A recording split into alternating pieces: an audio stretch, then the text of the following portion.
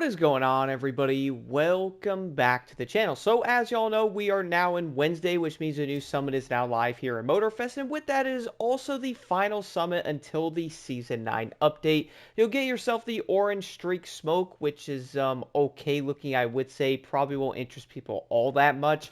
And this summit will end up featuring full-on multi-category races besides one of them, which is also multi-vehicle, but it says racing. So technically you got 6 of them there.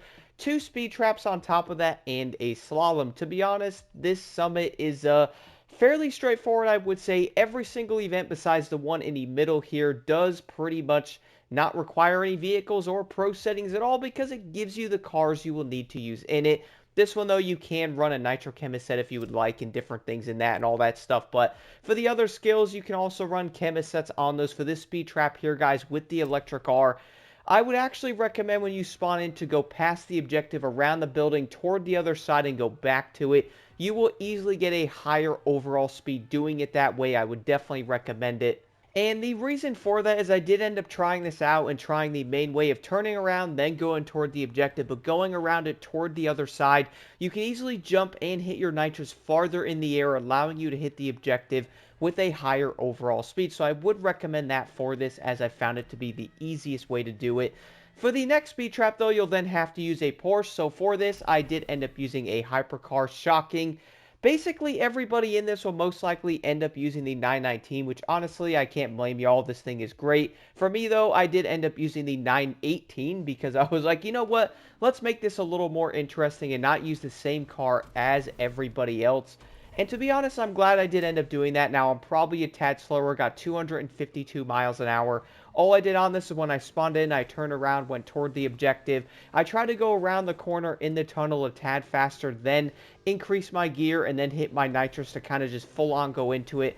252 miles an hour, to be real, I'll take it considering I'm around 10,000, maybe 11,000 points behind the best players doing this one.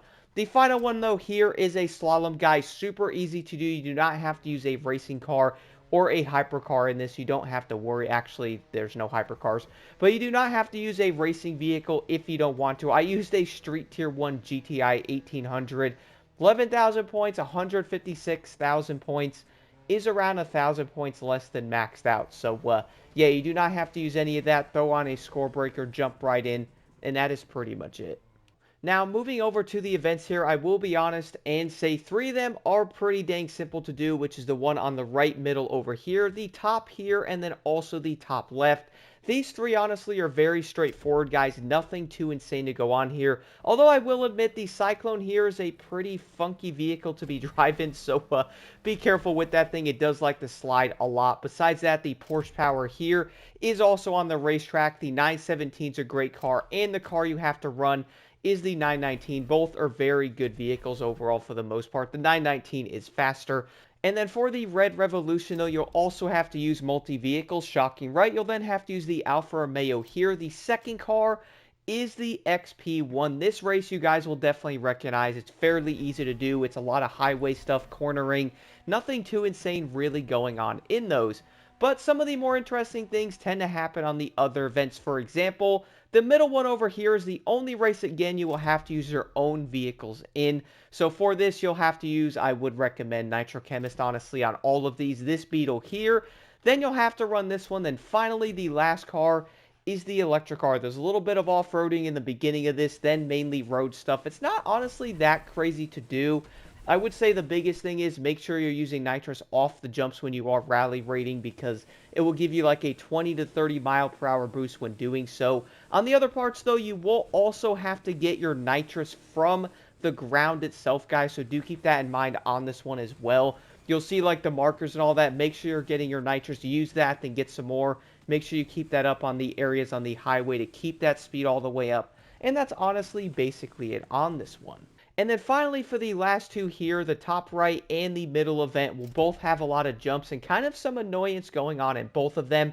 This event here, guys, you'll have to use the 300 SLR, and then the second vehicle is the Vision EQ. Honestly, the Vision EQ part is really easy to do. It's mainly highway stuff, and you'll have to jump and all that, like jumping off the highway and different things onto the road. You could crash there, by the way, but also being careful and braking with this because it is electric. The first car you have to drive, there is some annoying jumps and different things you can hit, which also goes for the second event here where you have to use the Porsche 55 Spider. You have to jump and go over some weird obstacles and drive this car in places it doesn't really belong.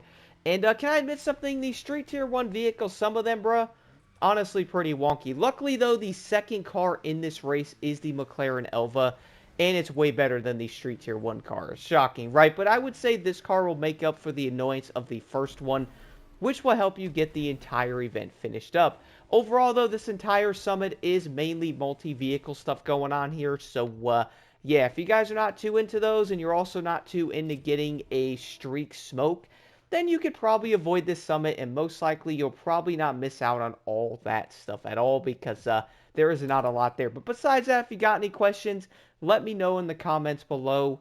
Let's jump right into this.